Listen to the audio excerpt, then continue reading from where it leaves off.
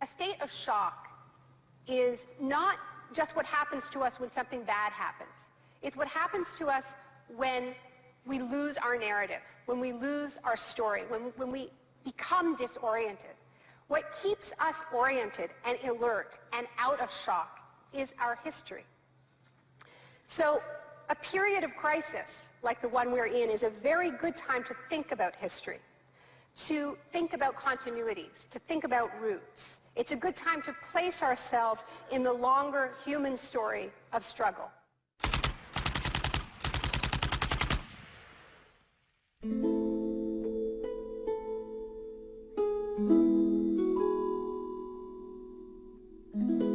L'histoire a commencé le 1er juin 1951, le jour où des membres des services de renseignement occidentaux rencontrèrent en grand secret des universitaires à l'hôtel Ritz-Carlton de Montréal.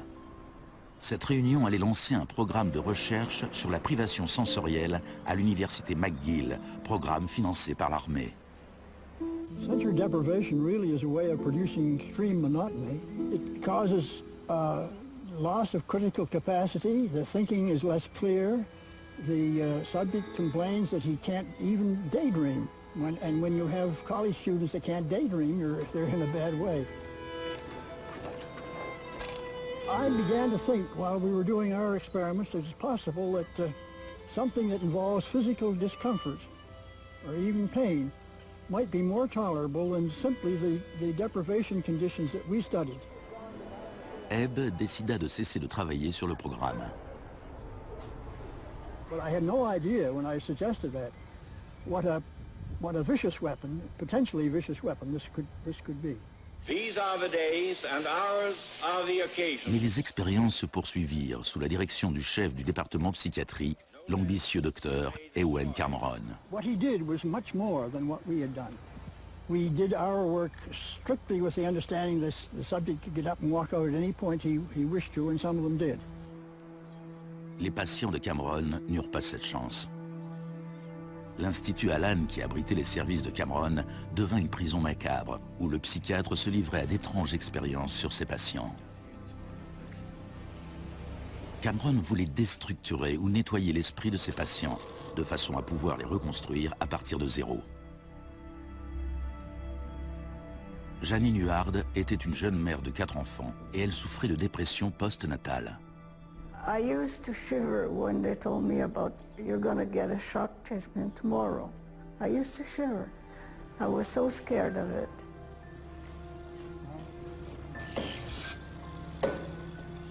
And I would wake up in another room, all mixed up and sad, and it used to make me very sad after.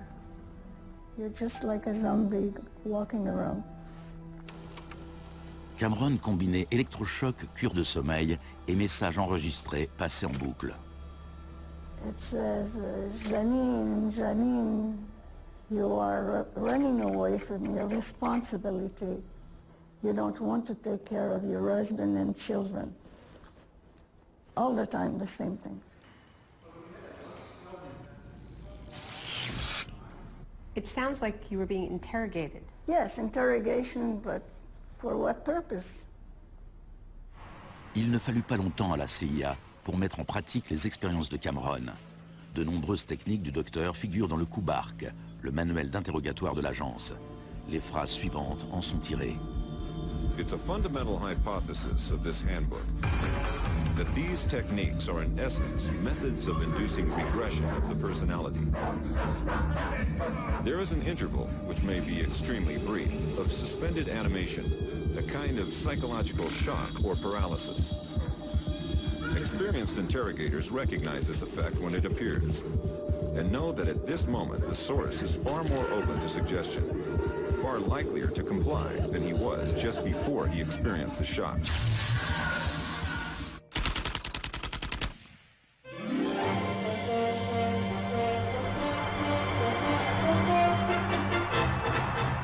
À l'époque où Ewen Cameron menait ses expériences à Montréal, l'adepte d'un autre type de choc exerçait ses talents pas très loin de là. Milton Friedman enseignait l'économie à l'université de Chicago et croyait qu'une thérapie de choc appliquée à l'économie pousserait la société à accepter une forme plus dérégulée du capitalisme. En octobre 2008, au paroxysme de la plus grave crise financière depuis 1929, Naomi Klein se rendit à l'université de Chicago pour tenir une conférence sur Milton Friedman. When Milton Friedman turned 90, the Bush White House held a birthday party for him. And everyone made speeches, including George Bush. But there was a really good speech that was given by Donald Rumsfeld. My favorite quote in that speech from Rumsfeld is this. He said, "Milton is the embodiment of the truth that ideas have consequences." What I want to argue here is that the economic chaos that we're seeing right now on Wall Street and on Main Street and in Washington stems from many factors, of course, but among them are the ideas of Milton Friedman. Le krach de Wall Street en 1929 entraîna la Grande Dépression des années 30.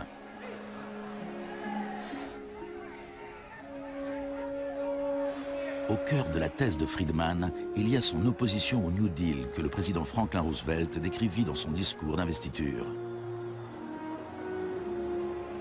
Our greatest primary task is to put people to work. This is no unsolvable problem if we face it wisely and courageously.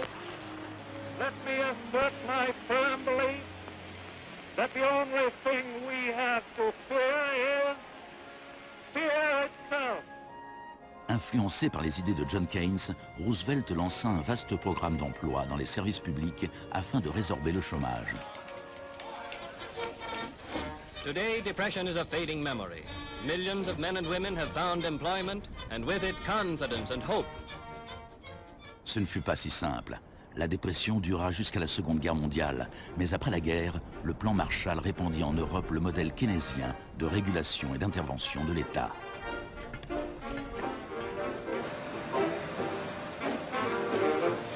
Les principes de Keynes étaient largement acceptés dans la société, mais pas au département d'économie de l'Université de Chicago.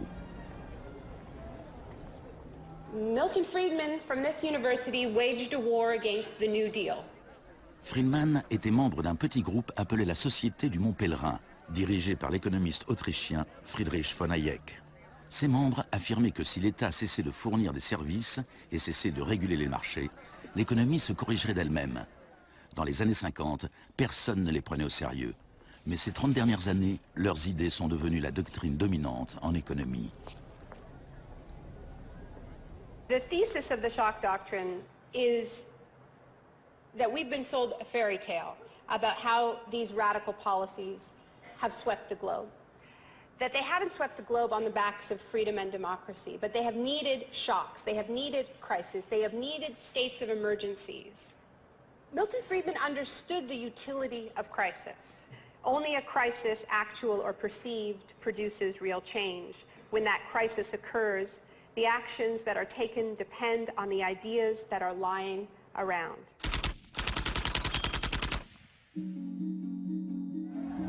C'est au Chili que les disciples de Friedman apprirent pour la première fois à exploiter un choc ou une crise de grande ampleur.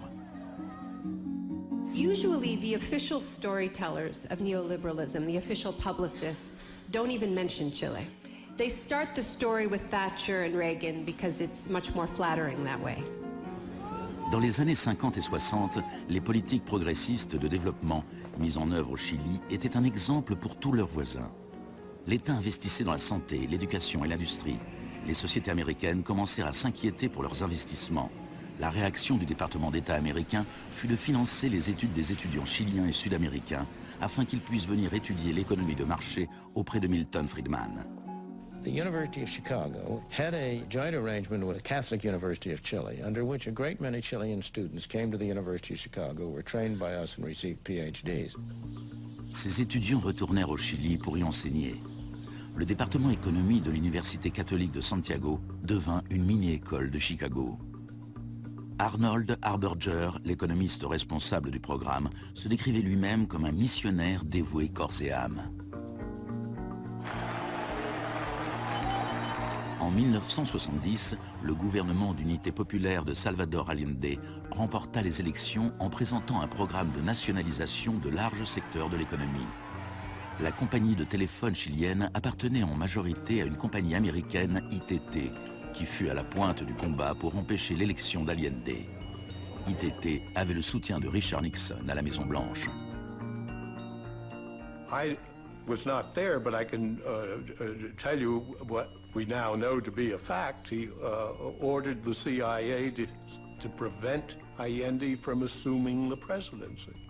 And indeed, they tried to get me to lean on the Chilean military right after Allende was elected. Malgré tous les efforts de la CIA, Allende fut officiellement déclaré président.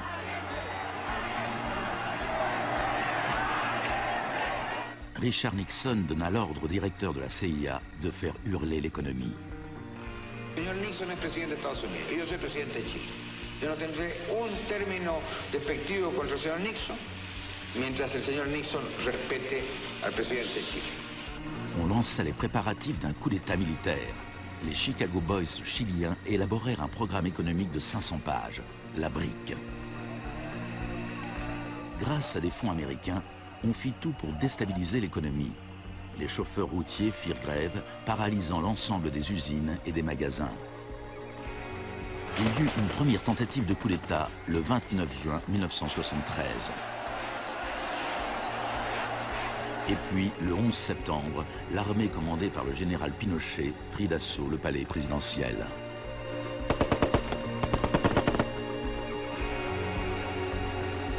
Cela faisait 41 ans que le Chili vivait dans une démocratie pacifique, quand elle fut brutalement renversée par la violence.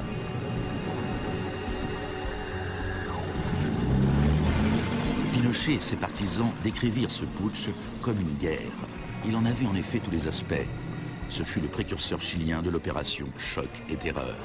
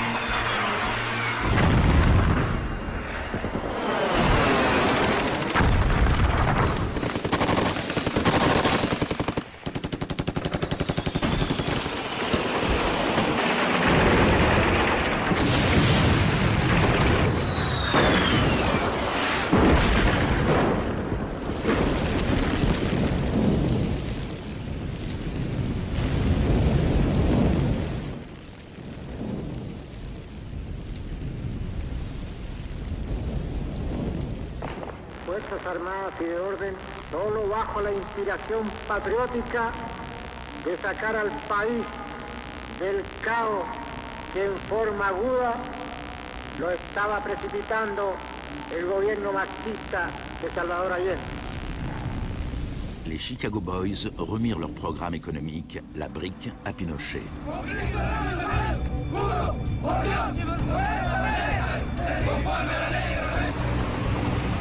Dans les jours qui suivirent, plus de 13 000 opposants furent arrêtés et emprisonnés.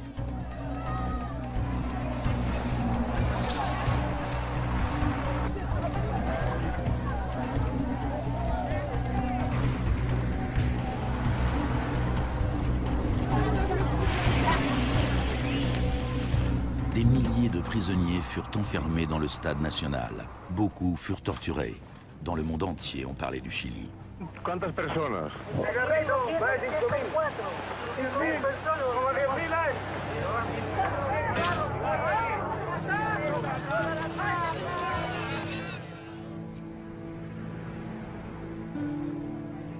Début novembre, 5000 prisonniers furent relâchés. Les 900 hommes qu'ils laissaient derrière eux furent transférés dans d'autres centres de détention.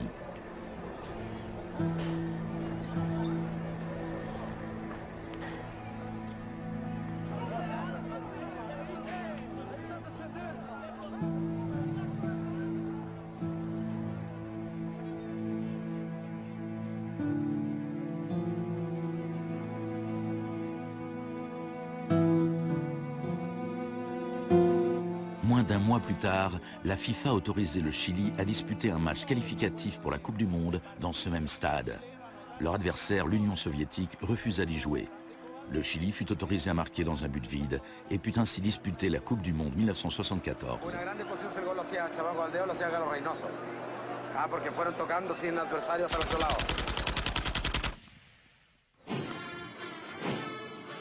Pinochet imposa à une population sous le choc la politique recommandée par les Chicago Boys. Fin du contrôle des prix, privatisation des entreprises publiques, suppression des taxes à l'importation et coupe dans les dépenses publiques. Plus tard, Friedman reconnut ouvertement l'importance de l'expérience chilienne.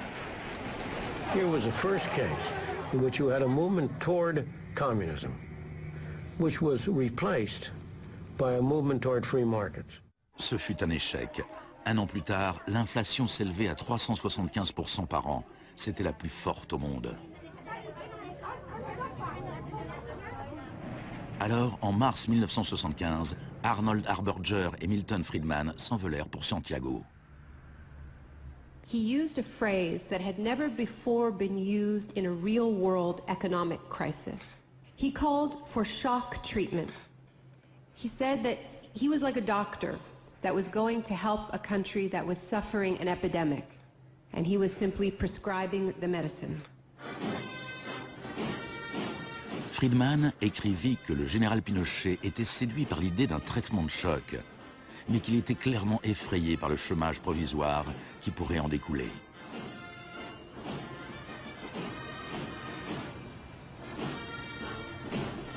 Il devint rapidement évident que la politique économique de Friedman bénéficiait aux riches au détriment des pauvres.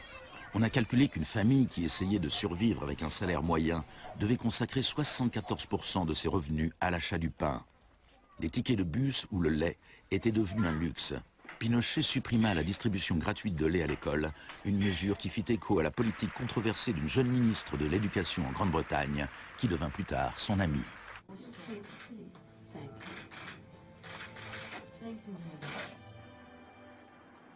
Pour mettre en œuvre cette politique économique, il fallait avoir un ennemi à craindre. Tampoco creo que se haya triunfado totalmente sobre el marxismo. El marxismo es como un fantasma. Cuesta mucho tomarlo. Mejor dicho, no se puede tomar.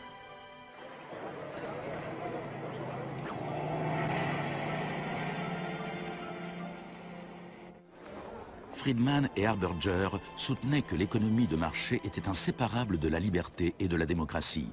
Mais au Chili, où leurs idées étaient mises en application dans le contexte d'une dictature militaire, c'est le contraire qui était vrai. De nombreux Sud-Américains établirent un lien direct entre les chocs économiques qui appauvissaient des millions de gens et l'épidémie de torture infligée à ceux qui croyaient en une société différente. L'un d'entre eux était Orlando Letelier. Letelier avait été l'ambassadeur d'Allende à Washington. Il passa une année entière dans les prisons de Pinochet avant d'être exilé aux États-Unis.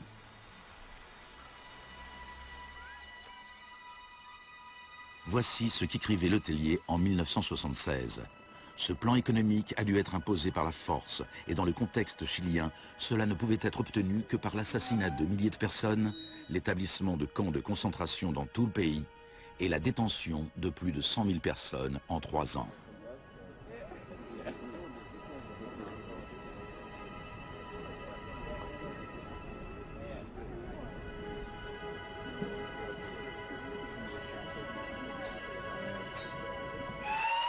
Moins d'un mois plus tard, Letelier fut tué dans un attentat à la bombe. Good evening. A powerful bomb today tore through a car as it was driving along Washington's usually quiet Embassy Road. The Chilean was Orlando Letelier, who also had been foreign minister during the last months of the late Salvador Allende's Marxist regime. Richard Roth reports. Un membre de la police secrète de Pinochet, Michael Townley, était derrière l'attentat. Il était entré aux États-Unis grâce à un faux passeport avec l'accord de la CIA. Michael, buenas noches. Buenas noches, Pablo.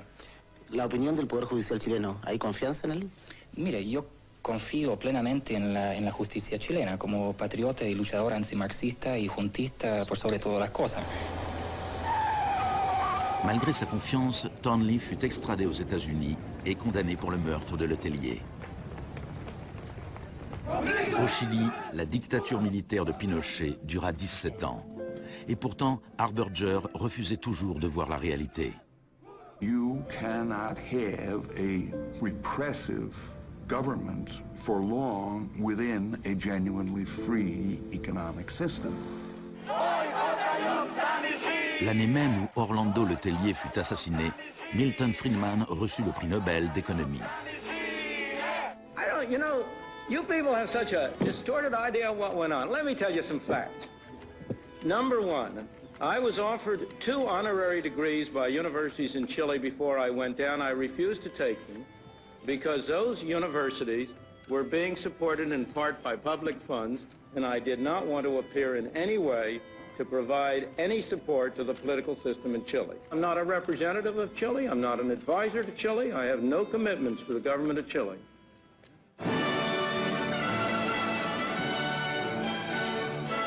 I now turn to you, Professor Milton Friedman.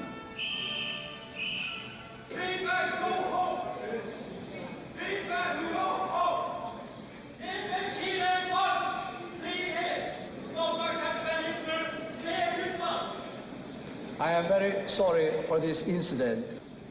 It could have been worse.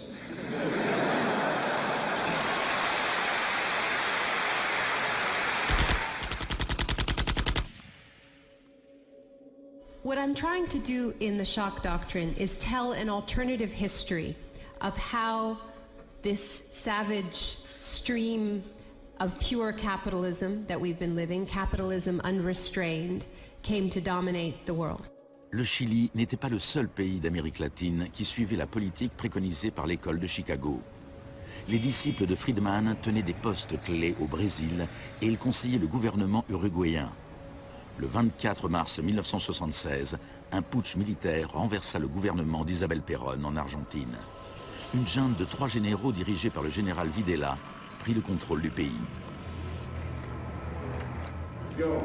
Les Chicago Boys décrochèrent des postes économiques très importants au sein du gouvernement militaire. Ils profitèrent de l'occasion pour effectuer des changements majeurs dans la vie économique et sociale. Moins d'1 an après le coup d'État, les salaires avaient perdu 40% de leur valeur. Les usines fermaient. La pauvreté se multipliait. Comme au Chili, il a fallu terroriser la population pour lui faire accepter ces mesures économiques. Videla avait appris de Pinochet. Il adopta la tactique des disparitions. Mélange de terreur publique et privée, ces disparitions étaient souvent exécutées en plein jour, mais elles pouvaient toujours être niées.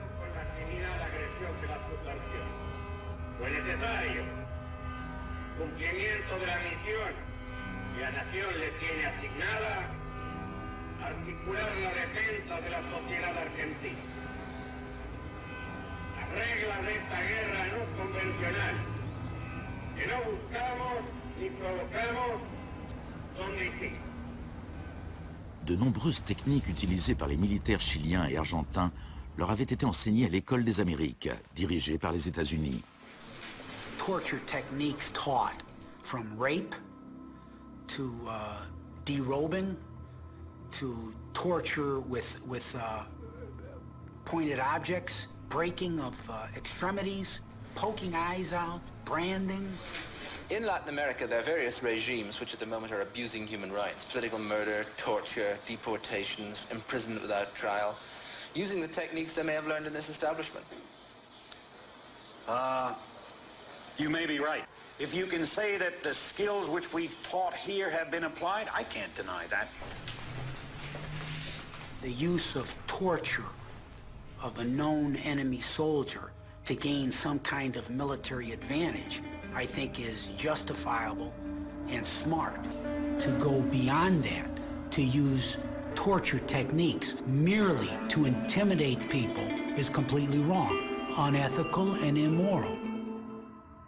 Mais en Argentine et au Chili, ces techniques de torture ne furent pas utilisées seulement sur des soldats ou sur des terroristes, mais sur des étudiants, des syndicalistes et sur tous ceux qui s'opposaient à la politique économique ultralibérale du régime.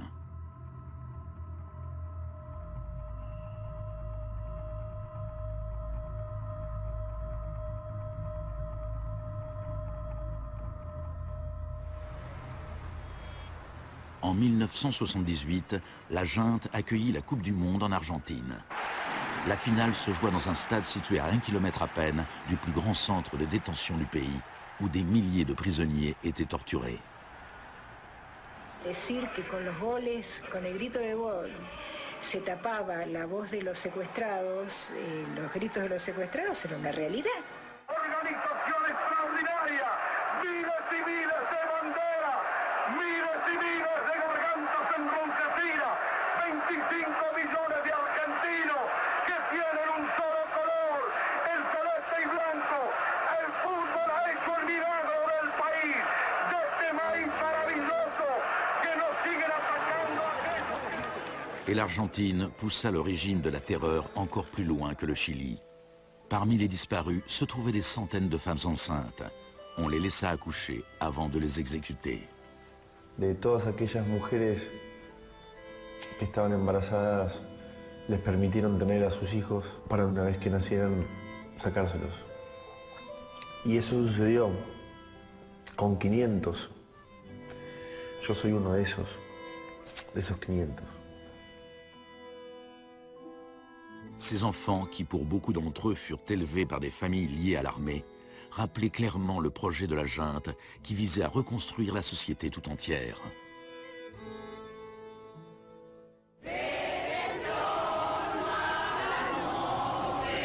Alors que la junte était toujours au pouvoir, des mères et des grands-mères de disparus commencèrent à manifester sur la place de Mai.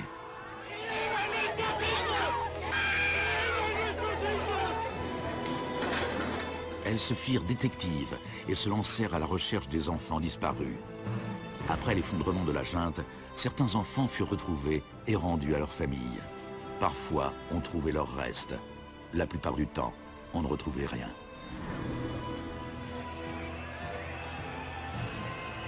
Le général Videla fut reconnu coupable de meurtre, d'enlèvement et de torture.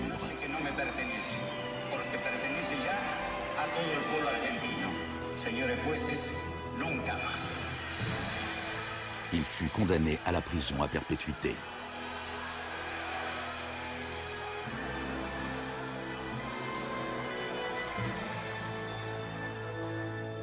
Now, these early experiments in Latin America presented Friedman and his cohorts with a serious ideological problem.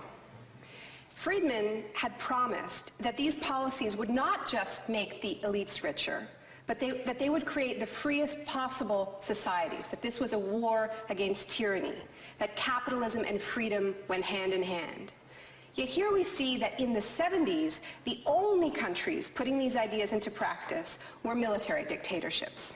Nixon had fully supported imposing these types of brutal free market policies in South American dictatorships. But when it came to domestic economic policy in the United States, where Nixon had to worry about getting re-elected, it was a very, very different story.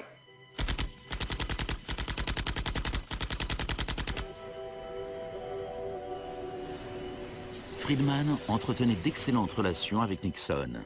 Plusieurs de ses collègues et disciples de l'école de Chicago avaient été recrutés pour travailler au sein du gouvernement. Donald Rumsfeld était l'un d'entre eux.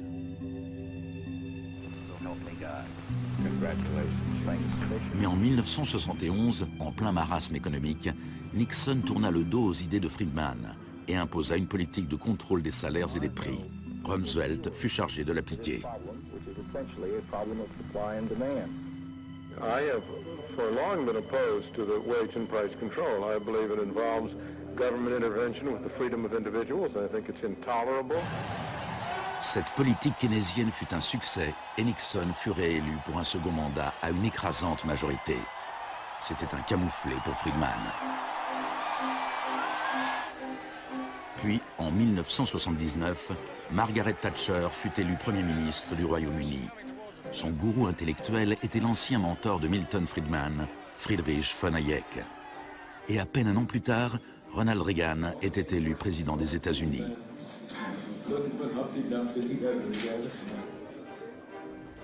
La Grande-Bretagne et les États-Unis étaient désormais dirigés par des Friedmaniens sans état d'âme. Margaret Thatcher's program when she came in had 4 planks. Cut government spending, cut tax rates, reduce government ownership and operation of industries or regulation of industry, and have a moderate and stable monetary policy to bring down inflation. Après ses 3 premières années au gouvernement, le chômage avait doublé dans certains secteurs de l'économie, déclenchant des vagues de grève. La cote de popularité de Thatcher avait chuté de 25%. Des émeutes éclatèrent dans les grandes villes du royaume. Même les admirateurs de Thatcher se posaient des questions. The economic performance of the Thatcher government has been mixed.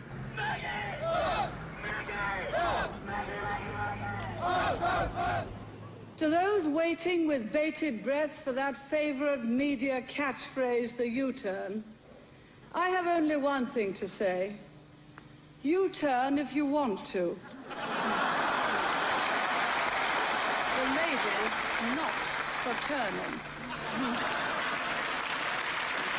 Friedrich von Hayek exhorta Thatcher à imiter la thérapie de choc économique de Pinochet. Thatcher répondit: en Grande-Bretagne, vu nos institutions démocratiques et la nécessité d'un fort consensus, certaines des mesures adoptées au Chili sont tout à fait inacceptables.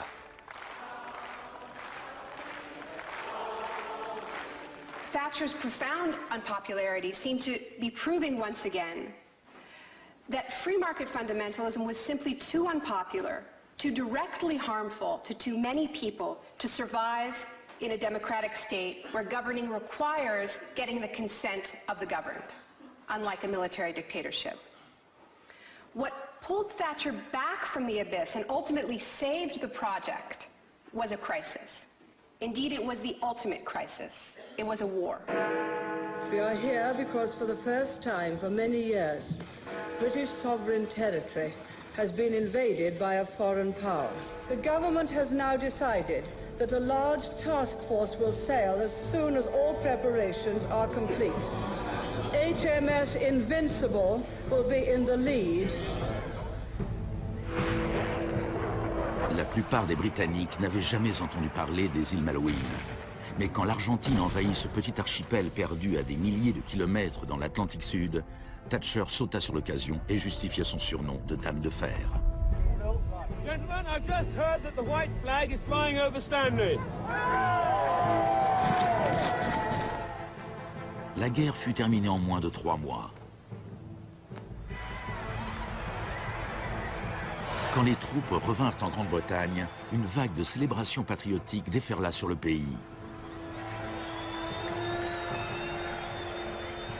Thatcher remporta les élections de 1983 avec une écrasante majorité. Elle pouvait maintenant lancer une thérapie de choc économique semblable à celle qu'on avait vue au Chili.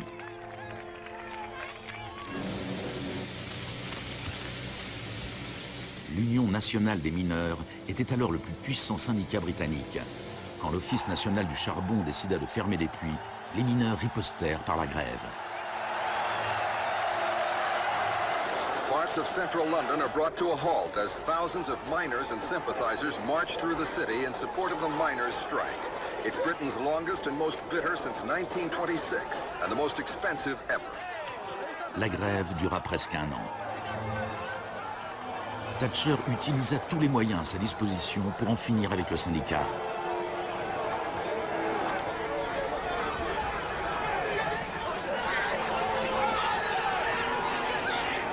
Les mineurs finirent par perdre la bataille. Thatcher utilisa sa victoire pour imposer la révolution des Chicago Boys en Grande-Bretagne. On lança des campagnes publicitaires pour promouvoir le gigantesque programme de privatisation. Thatcher vendit l'industrie de l'acier, le service des eaux, les compagnies d'électricité, de gaz, le téléphone, les compagnies aériennes et le pétrole. Les HLM furent vendus, les services municipaux soumis à adjudication. En 1986, les systèmes bancaires et financiers furent dérégulés. On parla de Big Bang. No one here tonight needs reminding that the Big Bang is only a beginning. Dans la Grande-Bretagne d'avant Thatcher, un PDG gagnait 10 fois plus qu'un ouvrier. En 2007, il gagnait plus de 100 fois plus.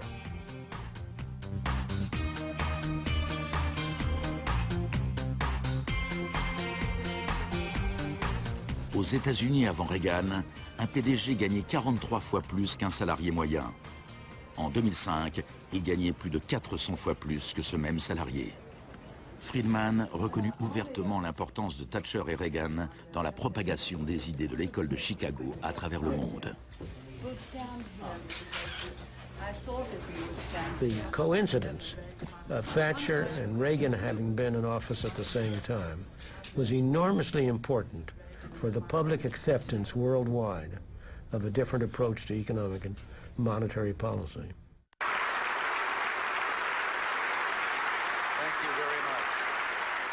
What I'm describing now is a plan and a hope for the long term. The march of freedom and democracy, which will leave Marxism, Leninism on the ash heap of history as it has left other tyrannies which stifle the freedom and muzzle the self-expression of the people.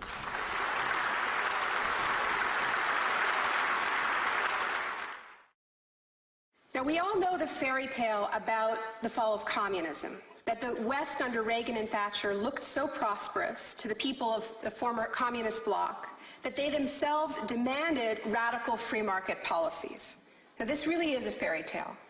It is true that people who had been living under authoritarian communism genuinely wanted democracy. And it's also true that people wanted to be able to go out and buy blue jeans and have Big Macs. That is true.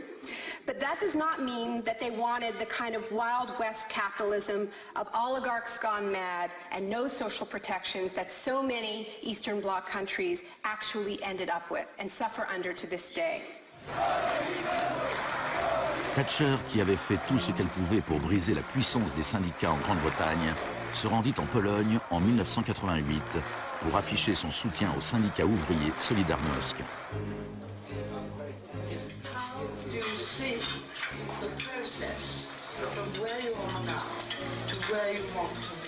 En Pologne, les grèves amenèrent Solidarność à participer aux élections générales de juin 1989. Une vague de manifestations s'ensuivit à travers toute l'Europe de l'Est.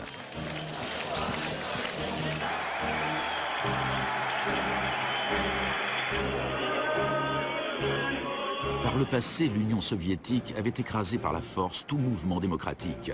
Mais l'Union soviétique avait à sa tête un nouveau type de leader. Mikhail Gorbatchev était engagé à fond dans la glasnost et la perestroïka. Il parlait d'une troisième voie, d'une transition progressive vers une social-démocratie à la scandinave, quelque chose qui serait situé entre l'économie de marché capitaliste et le communisme. Gorbatchev plaisait au public et aux politiciens occidentaux.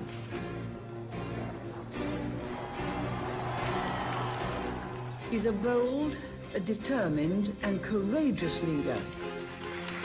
Gorbatchev regarda sans broncher les vieux régimes communistes s'effondrer les uns après les autres.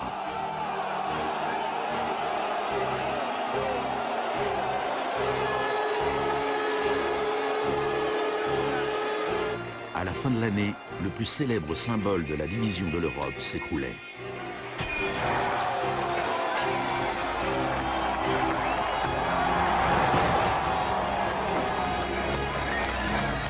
Pour Friedman et les Chicago Boys, c'est un nouveau monde qui s'ouvrait.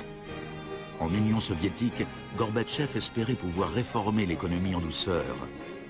En 1991, il fut invité à la réunion du G7 à Londres. Il en attendait un soutien financier pour ses lentes réformes économiques. Mais on lui répondit qu'à moins de se lancer dans une thérapie de choc radical, il ne recevrait aucune aide. Le mois suivant, une tentative de coup d'État dirigée contre Gorbatchev éclata à Moscou. Les tenants de la ligne dure au sein du Parti communiste firent arrêter Gorbatchev dans sa maison de vacances en Crimée. Les tanks encerclèrent la Maison Blanche, le Parlement russe.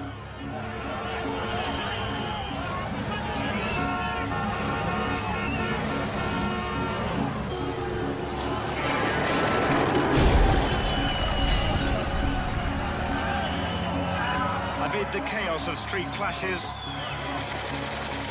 it was obvious that to reinforce their position, the hardliners would have to resort to violence. Such action between the people and the security forces has not been seen since the early days of the Russian Revolution. By dawn this morning, amid a sea of debris, it was becoming clear that the coup was disintegrating. The Russian parliament building was unscathed. The military had not made their move. Inside, Boris Yeltsin was more powerful than ever. Ce fut l'heure de gloire de Boris Eltsine.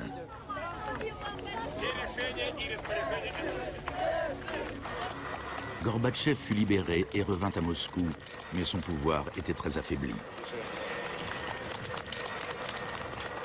Я выражаю признательность за принципиальную позицию россиянам, президенту России Борису Николаевичу Ельцину. En décembre 1991, l'Union soviétique fut officiellement dissoute. Ce fut un choc immense pour le peuple russe. Eltsine avait désormais la haute main sur l'économie au sein de la Fédération russe. L'économie de marché fit son apparition dans le pays. Ce fut le chaos. L'adoption par la Russie des principes de l'école de Chicago marqua une nouvelle étape dans la croisade du marché libre. Il y avait encore tout le choc, mais aucune thérapie.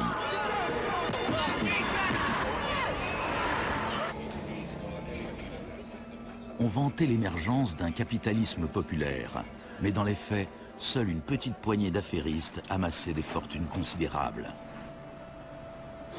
Les entreprises publiques furent bradées à des prix ridiculement bas. La presse russe surnomma les conseillers d'Eltsine les Chicago Boys.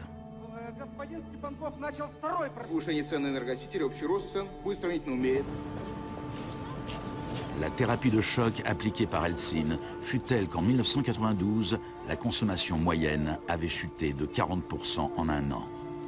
Un tiers des Russes vivaient sous le seuil de pauvreté et les salaires étaient versés avec des mois de retard. One expert today predicted 140 million Russians will soon be living below the poverty line. La corruption sévissait partout. Le crime organisé explosa. Moscou était devenu le nouveau Far West.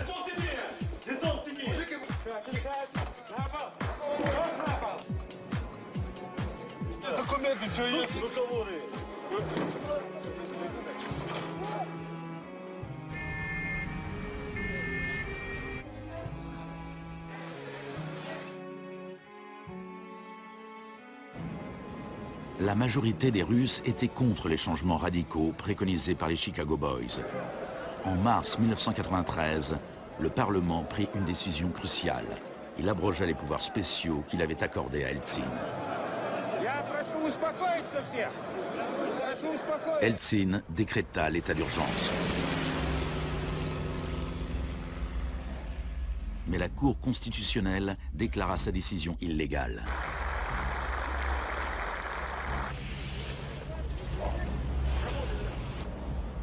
Le 21 septembre, Eltsine opta pour la solution Pinochet et fit dissoudre le Parlement.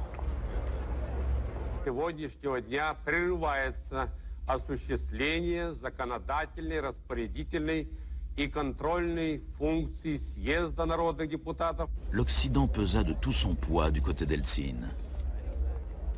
We feel that Boris Yeltsin is the best hope for democracy in Russia. 2 jours plus tard, le Parlement votait la destitution d'Eltsine par 636 voix contre 2. Des milliers de partisans des parlementaires s'assemblèrent devant la Maison-Blanche et marchèrent sur l'immeuble de la télévision.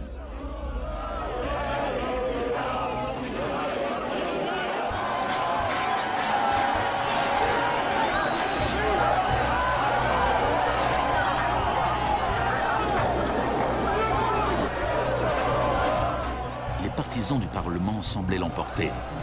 Eltsine interrompit ses vacances et rentra précipitamment à Moscou. Cette nuit-là, les troupes d'Eltsine reprirent l'initiative et une centaine de manifestants furent tués.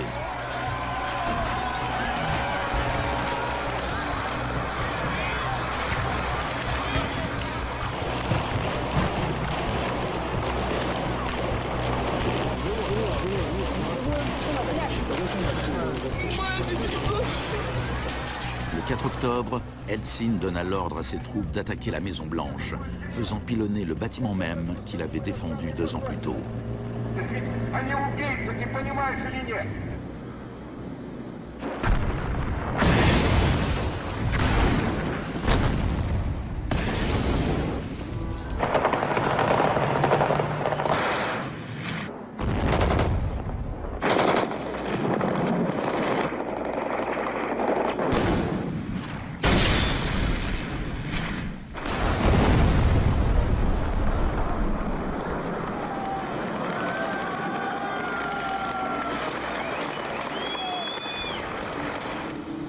Warren Christopher, le secrétaire d'État américain, déclara « Les États-Unis ne soutiennent pas de gaieté de cœur la dissolution du Parlement, mais les circonstances sont exceptionnelles. »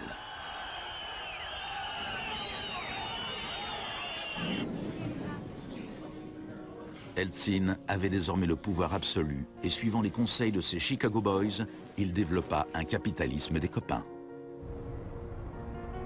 On privatisa ce qui restait des entreprises industrielles d'État en créant au passage une nouvelle classe d'hommes d'affaires milliardaires, dotés d'une énorme influence politique, les oligarques.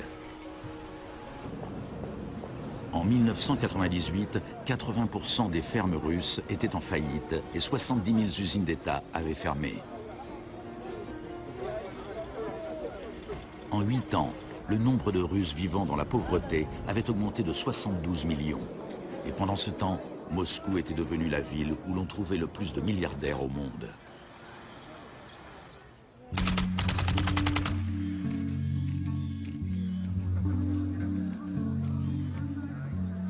Good afternoon. Thank you for coming. Today it is my honor to announce that I'm submitting the name of Donald Rumsfeld to be Secretary of Defense. I look forward to serving our country again.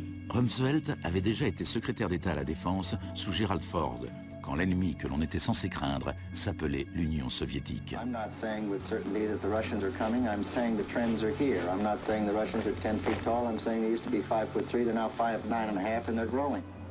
Désormais, il y avait un nouvel ennemi plus proche. Dans un discours tenu le 10 septembre 2001, Rumsfeld annonça son intention de privatiser une grande partie de l'armée américaine. Milton Friedman aurait été fier de lui. Rumsfeld déclara « Le sujet aujourd'hui, c'est un adversaire qui pose une menace sérieuse pour la sécurité des États-Unis d'Amérique. Cet adversaire est l'un des derniers bastions de la planification. Il gouverne en imposant des plans quinquennaux. Cet adversaire vous rappelle peut-être l'ex-URSS, mais cet ennemi-là a disparu. Cet adversaire est plus proche de nous. C'est la bureaucratie du Pentagone. Aujourd'hui, nous déclarons la guerre à la bureaucratie. » Le lendemain, le vol 77 d'American Airlines s'écrasait sur le Pentagone, causant la mort de 184 personnes.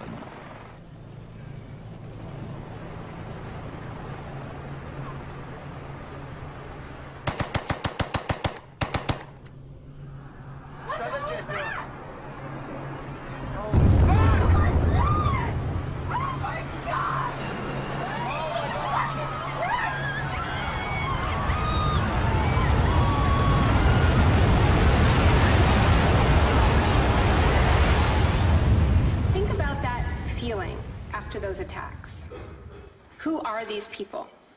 Where did they come from? Why do they hate us? There was a total loss of collective narrative. We were not living in the world that we thought we lived in. And we kept hearing from our political leaders that everything we thought we understood before the attacks no longer applied. There was a new phrase, pre-9/11 thinking.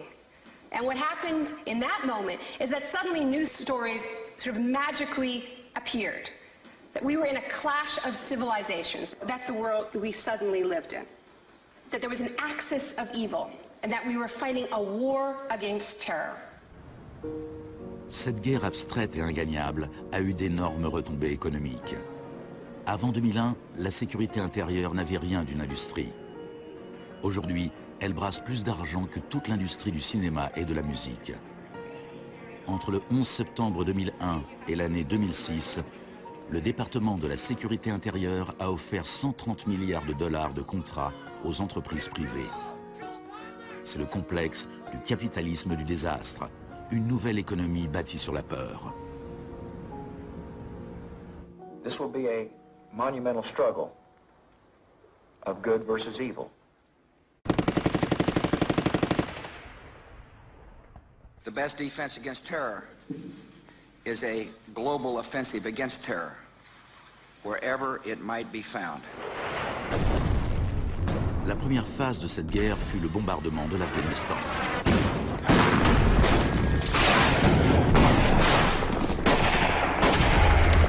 Le gouvernement des talibans fut rapidement renversé.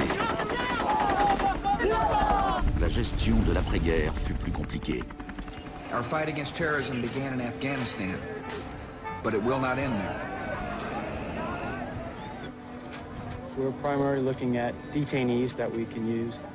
We're collecting intelligence.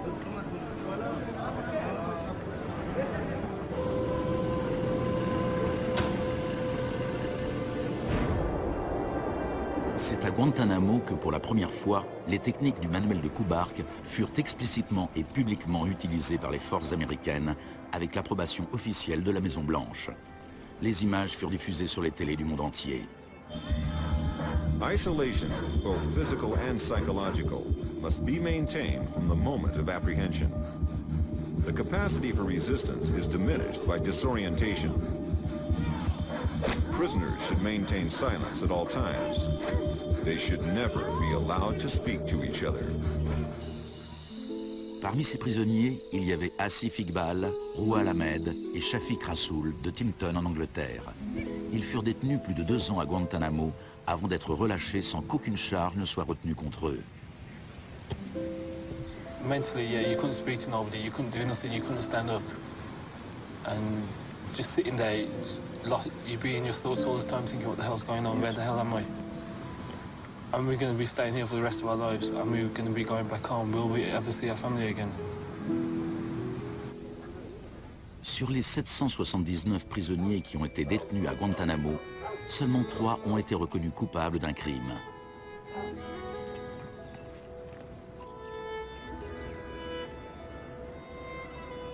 Well, the only thing I know for certain is that these are bad people.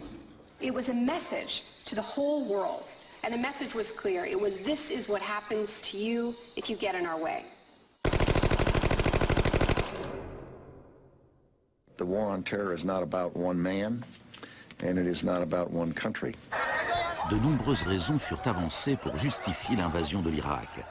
Mais si les États-Unis avaient vraiment voulu attaquer un pays où se cachaient sans doute les chefs d'Al-Qaïda, un pays qui possédait l'arme nucléaire et qui vendait cette technologie nucléaire à d'autres pays, alors c'est le Pakistan qui aurait dû être visé. Le Pakistan entretenait des relations étroites avec les talibans et il était dirigé par un dictateur militaire. Mais George Bush choisit comme cible l'Irak, un pays qui possédait les 3e plus grandes réserves de pétrole au monde.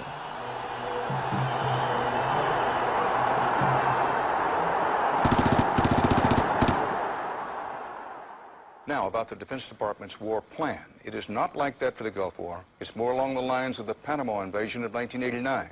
CBS News has been told it would start on what's called A-Day.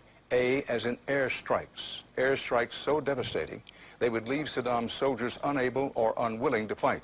The idea is to rain down the thunder so hard as to create, quote, shock and awe.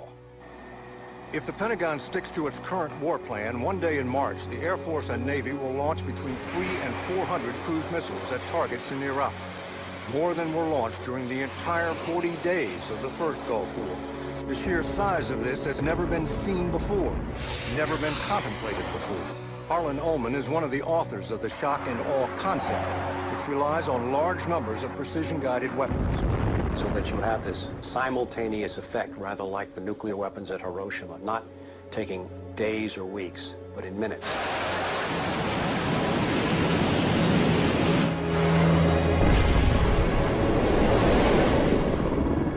You also take the city down. By that I mean you get rid of their power, their water, and you begin this relentless campaign to wear them down so that 2, 3, 4, 5 days they are physically, emotionally, and psychologically exhausted. Last night, a square mile in central Baghdad seemed like hell on earth. Pendant la première vague des bombardements, les habitants de Bagdad subirent une version de la privation sensorielle décrite dans le manuel de Kubark.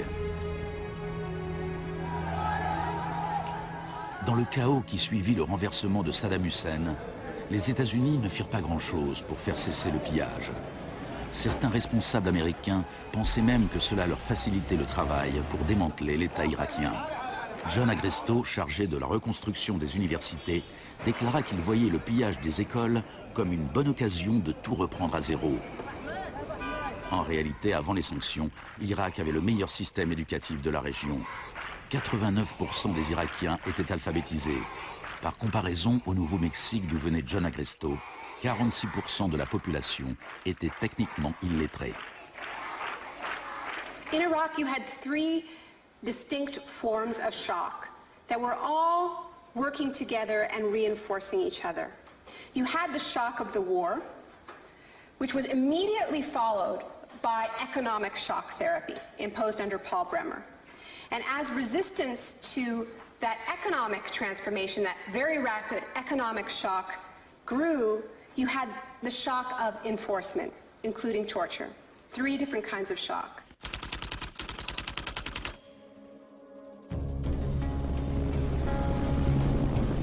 En mai 2003, Paul Bremer fut nommé administrateur américain en Irak. 2 semaines après son arrivée, il déclara le pays ouvert aux affaires. We consider that the coalition had very broad authorities to determine the direction of the Iraqi economy. Bremer ne connaissait pas grand-chose à l'Irak, mais il connaissait bien le capitalisme du désastre. Dès le début du boom de la sécurité intérieure, il s'était lancé comme expert conseil dans le domaine des mesures de crise. Today is a very important day in Baghdad. Bremer passa les 4 premiers mois à signer des décrets tout droit sortis de l'école de Chicago. Rumsfeld décrivit les nouvelles lois irakiennes en matière d'investissement et d'impôts comme les lois les plus avancées et les plus incitatives du monde libre.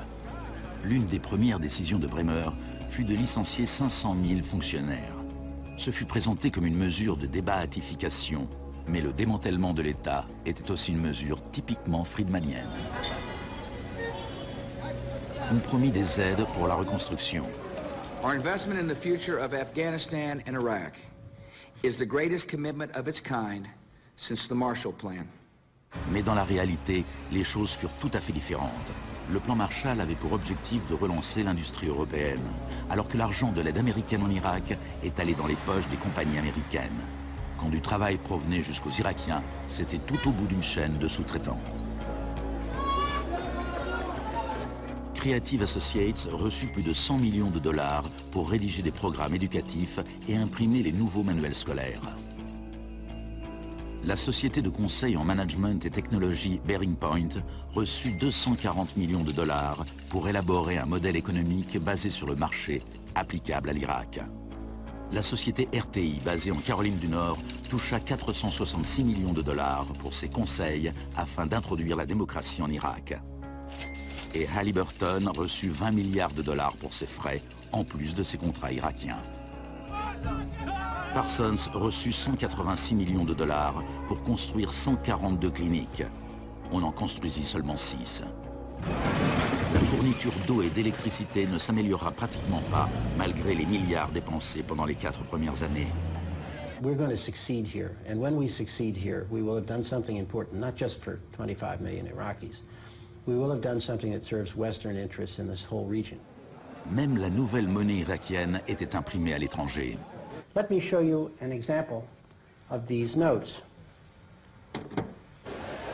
Les Américains allèrent jusqu'à payer des entreprises privées pour qu'elles contrôlent le travail des entreprises privées qui avaient obtenu des contrats.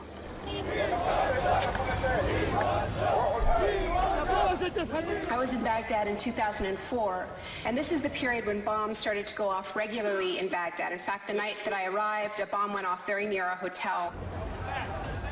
But what was really striking to me in this period was that despite the violence and despite the chaos, the next day, Iraqis were out in the streets protesting. 19 killed and 100 injured in Najaf.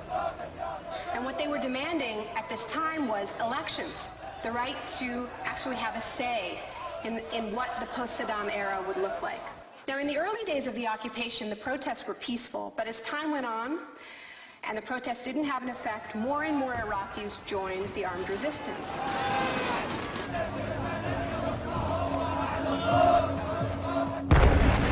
violence devint le lot quotidien.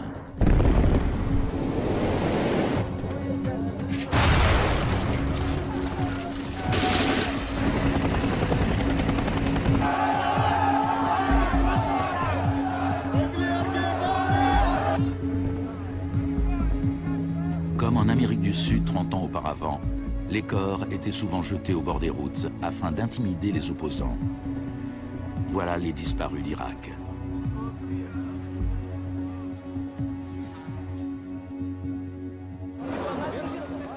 Il fallut prendre des mesures extrêmement violentes pour supprimer l'opposition.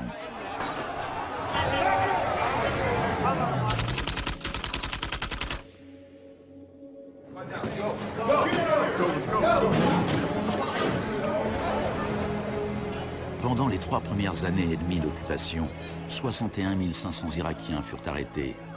Au printemps 2007, 19 000 étaient encore emprisonnés. En prison, ils subirent des interrogatoires dont les techniques remontaient à celles que la CIA avait mises au point à la suite des expériences du docteur Cameron dans les années 50.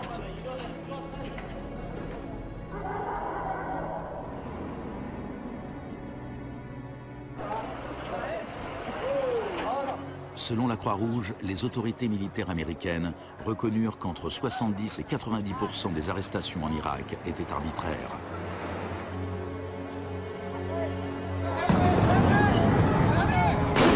Le chaos irakien ressemble bien à un échec pour la thérapie de choc. Mais le capitalisme du désastre n'allait pas s'arrêter là pour autant.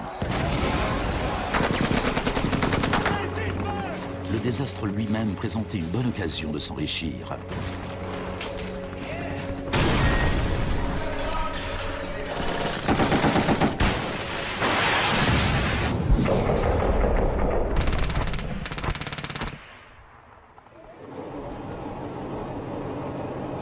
Les dépenses militaires américaines ont pratiquement doublé depuis 2001. Elles frôlent maintenant les 700 milliards de dollars par an. Déjà en 1961, le président Eisenhower, qui était pourtant tout sauf un homme de gauche, soulignait les dangers d'un appareil militaire trop puissant. Now this conjunction of an immense military establishment and a large arms industry is new in the American experience. We must guard against the acquisition of unwarranted influence, whether sought or unsought, by the military-industrial complex. We must never let the weight of this combination endanger our liberties or democratic processes. Il n'y a jamais eu dans l'histoire récente de guerre aussi privatisée que cette guerre en Irak. La zone verte de Bagdad est une version extrême de ce qui se passe ailleurs sur la planète. On a là un monde privatisé qui vit en sécurité, protégé du chaos extérieur.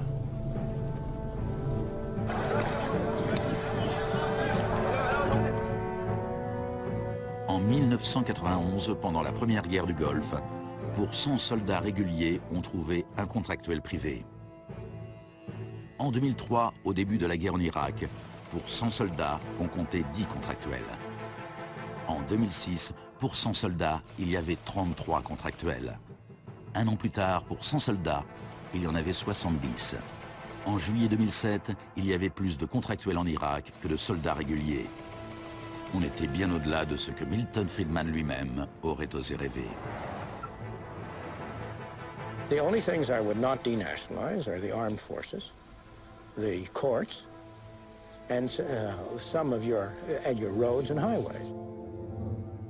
L'une des plus importantes sociétés de sécurité était la société américaine Blackwater. En avril 2004, pendant le soulèvement de Najaf, Blackwater prit le commandement des opérations, malgré la présence des Marines. Des dizaines d'Irakiens furent tués lors des combats. Les États-Unis avaient garanti aux mercenaires qu'aucune loi irakienne ne s'appliquerait contre eux. Ils opéraient donc en toute impunité, un peu comme à Guantanamo. I asked your Secretary of Defense a couple months ago what law governs their actions. Mr. I was going to ask him. Go ahead.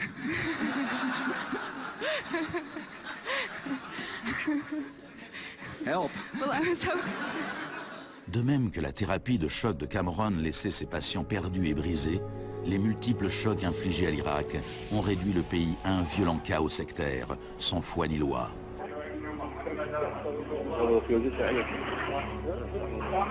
À l'époque de l'exécution de Saddam Hussein en 2006, 1 millier d'Irakiens étaient assassinés chaque semaine.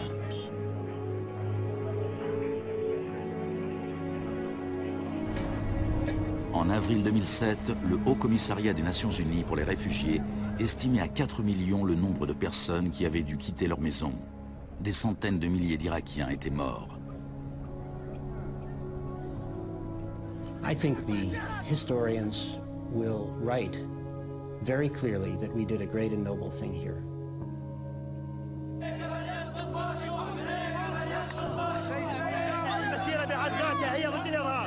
ضد الإرهاب الأمريكي، لأن الأمريكان يقتلون النساء ويعتقلون النساء ويقتلون الأطفال ويهينون الشيوخ ويقتلون الشباب. أمريكا بحالها هي الإرهاب.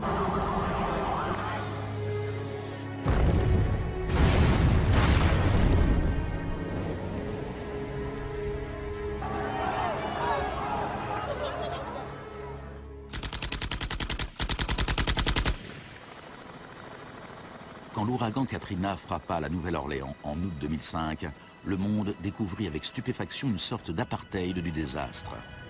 Les habitants les plus fortunés quittèrent la ville, tandis que des dizaines de milliers de gens vulnérables restaient coincés sans recevoir quasiment aucun secours de l'État. I went to New Orleans while the city was still underwater. And what I saw was that what I had witnessed in Iraq was repeating, not in the aftermath of a war, but in the aftermath of a tremendous natural disaster. Milton Friedman died in 2006. His very last piece of public policy recommendation was an op-ed he wrote for the Wall Street Journal 3 months after Katrina. He said, most New Orleans schools are in ruins, as are the homes of children who have attended them. The children are now scattered all over the country. This is a tragedy. It is also an opportunity to radically reform the education system. He was advocating the wholesale privatization of the school system in this city. It was his sort of swan song.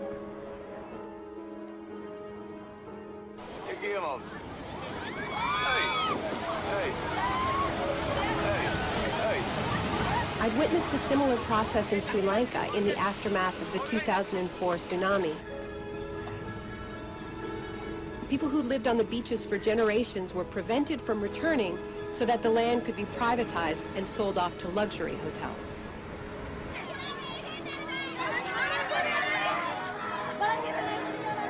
And this is exactly what I mean by the shock doctrine, the systematic raiding of the public sphere in the aftermath of a disaster, when people are too focused on the emergency, on their daily concerns, to protect their interests.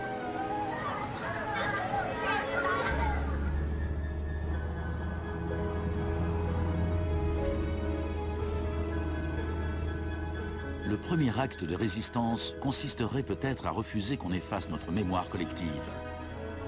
En 2008, Naomi Klein se rendit à la Villa Grimaldi avec Isabelle Morel, la veuve d'Orlando Letelier.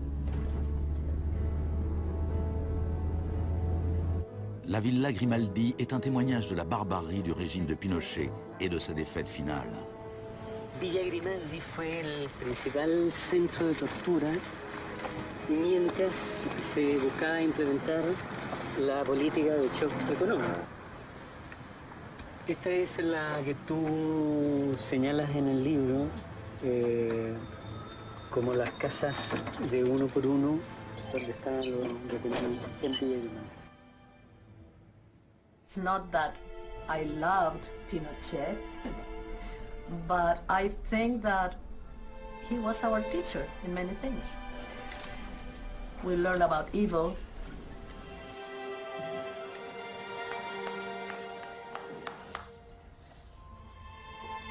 En 1998, Pinochet fut arrêté lors d'une de ses visites à Londres. Sa vieille alliée Margaret Thatcher lui apporta son soutien. I know how much we owe to you.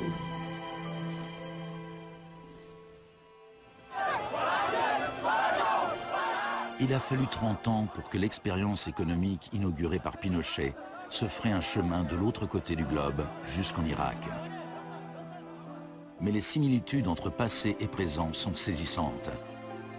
Entre les camps de concentration de Pinochet et la prison de Guantanamo de Bush, entre les disparus du Chili et ceux d'Irak, entre les expériences d'Ewen Cameron et les tortures infligées aux prisonniers d'Abu Ghraib. He erased all the past. That's why he gave electroshocks. All the past from the patient, and he would implant some new ideas. Mais Janine résista, et en 1998, la CIA a dû se résigner à lui verser des indemnités, ainsi qu'aux autres victimes des expériences d'Ewen Cameron. Janine, are you proud that they tried to break you and that you have fought so hard and won? In a way I am. In a way I am. Because I must have some willpower seeds in me. It is very, very hard to fight a government. People would tell me, Janine, you don't fight a government. What's the matter with you? They're too big. But I had faith that we would win.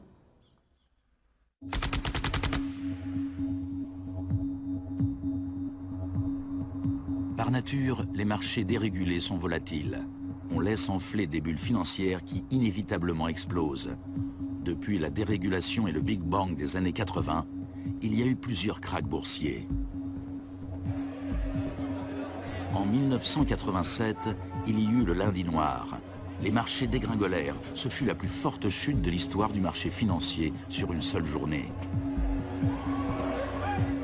En 1992, il y eut le mercredi noir, le jour où les spéculateurs firent fortune en misant contre la livre sterling. En 1997, la contagion atteignit l'Asie. En un an, 600 milliards de dollars disparurent en fumée sur les places boursières.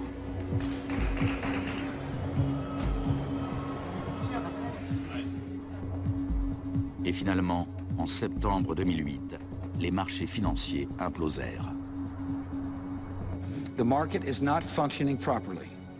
There has been a widespread loss of confidence.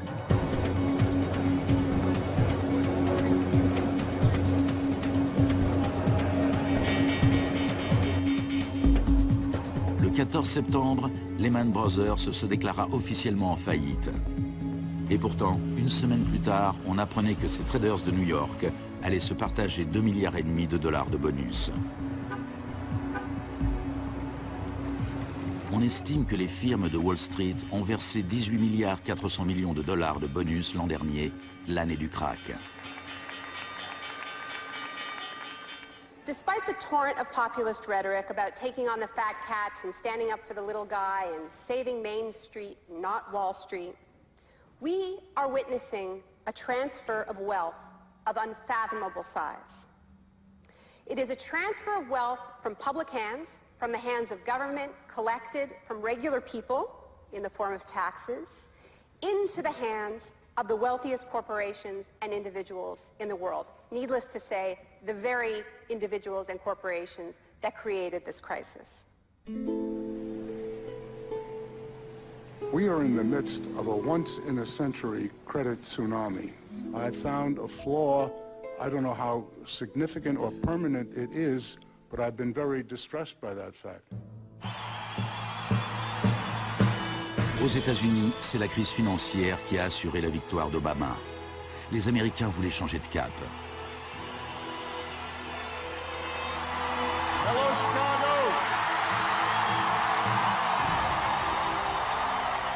This crisis is clearly understood by almost everyone as being the direct result of this particular ideology of deregulation and privatization. La gravité de la crise offre l'espoir d'un changement. The shock doctrine as a strategy relies on us not knowing about it for it to work. And what I find most hopeful about the current economic crisis is that this tactic is getting tired, because that element of surprise is no longer there. We're on to them, and it's not working. We're becoming shock resistant. La dernière fois qu'une crise financière aussi grave a frappé le monde, on avait opté pour la politique keynésienne du New Deal. Let me assert my firm belief that the only thing we have to fear is fear itself. Plus d'1 million de personnes se sont rassemblées pour écouter le discours d'Obama lors de son investiture. Beaucoup de journalistes ont évoqué Roosevelt.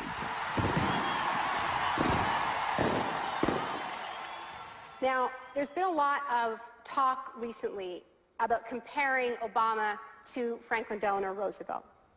So I want to talk a little bit about FDR, because there's a great FDR story, and it could be an apocryphal one, about when he would be visited by some progressive organization or a union, and they would be proposing some new progressive policy that they wanted to be part of the New Deal. And he would hear them out, and he would listen to them, and then at the end he would say, now go out there and make me do it. And they did. In 1937, which was a pivotal year for the New Deal, do you know how many strikes there were in this country? 4,740 strikes, lasting an average of 20 days. Do you know how many strikes there were in 2007? 21. Now, the other reason to remember this history of struggle is that it tells us something very important, something that we need to remember at this moment when so much is at stake. It teaches us that if we want responses to this economic crisis that leave us with a world that is healthier, that is more just, that is more peaceful, we are going to have to go out there and make them do it. Thank you.